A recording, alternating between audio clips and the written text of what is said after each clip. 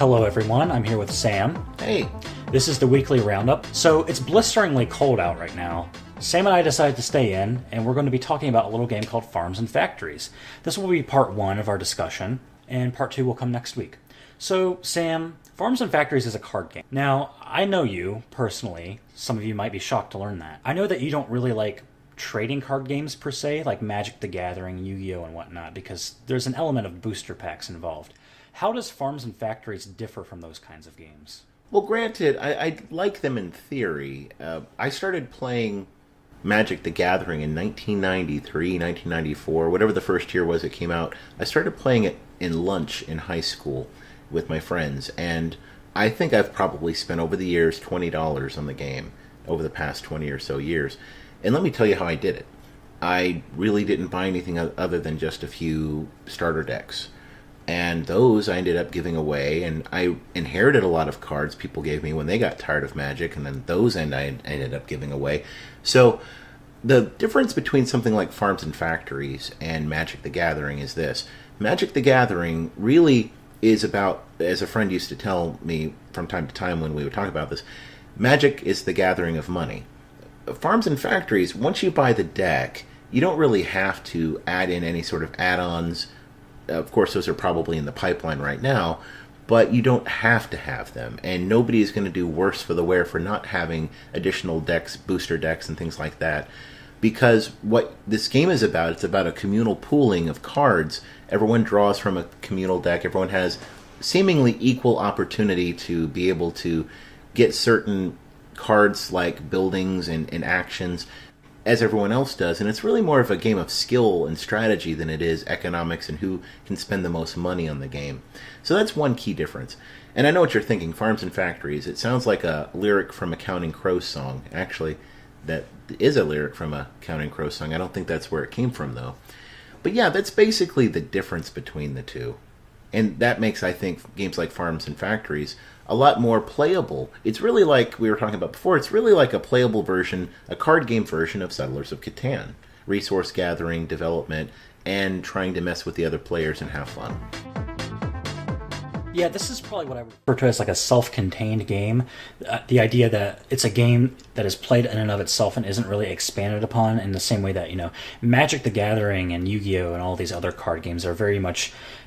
Think about it like chess, and imagine every year they decided to introduce new chess pieces into the game that had different strategies of moving, right? Like, this chess piece can move 5 spaces forward, or this chess piece can move in an L space twice, 2 times in a row and whatnot. Mm-hmm. And it's like it's constantly evolving and it's constantly strategizing. And there's a double-sided sword to that, right? Because there's the money-making element that you bring up with regards to Magic the Gathering. But there is also that idea of an evolving strategy, a game that's made fresh, whatnot. I think that there's kind of merits to both sides of the issue. In talking about Farms and Factories, can you explain like some of the gameplay elements? Like what would you say is the basic resources of the game you need to utilize? So when you're playing Farms and Factories, you deal out the cards.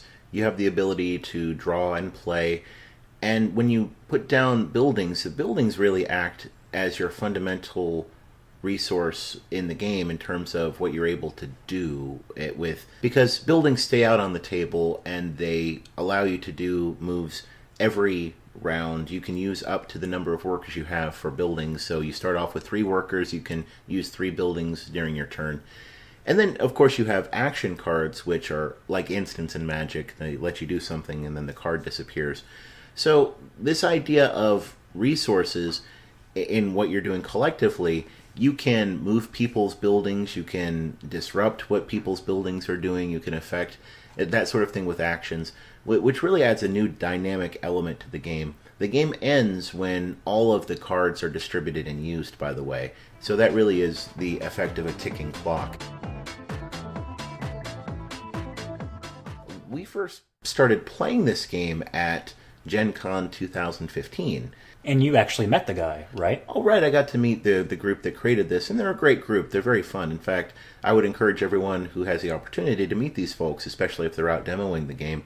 And there's a little bit of a story to this. Initially, there was a Kickstarter in 2015 But their father, Brian Browning, passed away, and he was really important to development of the project. And the project stalled for a while, but I'm glad to say that the project is back, and I contributed to the Kickstarter. I received 2 decks in the mail.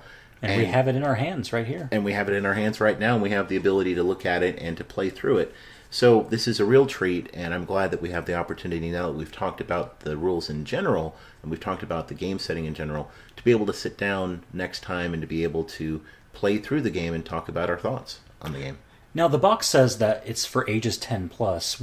Having played the game, would you say there's a difficult learning curve? Could children pick up this game and play it easily? What do you think? Depending on who the children are, I think they might be able to grasp the game even younger. But I do think that it deals with some of the complex ideas, like in Magic the Gathering, that very quickly accrue, so that you have to be able to deal complexly with changing situations on a round-by-round basis. So I do think that that's fairly accurate. There might be younger folks who would be able to dig it and be able to deal with the complexity. With Magic the Gathering, there's obviously key words you always have to memorize and whatnot, and oftentimes these days they don't even print the effects of the words. They just kind of assume that you have that ingrained. Like if a card says haste, you understand that that means that the card doesn't have summoning sickness or something along those lines. Mm-hmm. So in that case, this is probably, compared to Magic the Gathering and, well, even Yu-Gi-Oh! Has some complexity, and young children can pick up on that too. It's amazing, actually. Some philosophers have talked about this, how children are able to compartmentalize so many different rules and, so many different effects that are inherent within so many different cards, that I think that something like this could probably be handled by a kid, depending on how much they, work at it, right? Well, especially since everyone is drawing from a communal deck. I think that really makes a difference. The work of James Paul Gee, the educational video game and linguist theorist, that really developed theories of how it is that children working with games, especially card games, are able to deal with very complex scenarios because of their engagement with the groups and their engagement. So I think that a group of young people would really attach to this game, just like a group of people our age in their 20s and 30s would be able to attach to the game. And it was very popular at Gen Con. They had a very committed group of people demonstrating it and trying the game out.